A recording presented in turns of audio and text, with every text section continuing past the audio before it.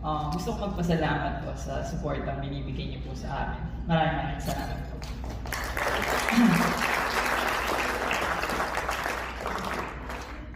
Unang-una po sa lahat, maraming salamat po sa East-West Executive Management Team for this opportunity. And sa lahat ng media na nandito ngayon, sobrang honored po ako to be standing here in front of you.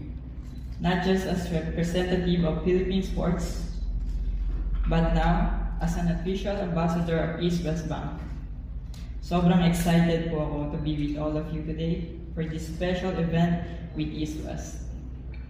Nakakatuwa lang po kasi mas matanda lang po ng ilang taon sa akin ng East-West na 30 years na ngayon. Samantalang ako ay 24 pa lang. Kaya feeling ko mas malapit ang connection ko sa values and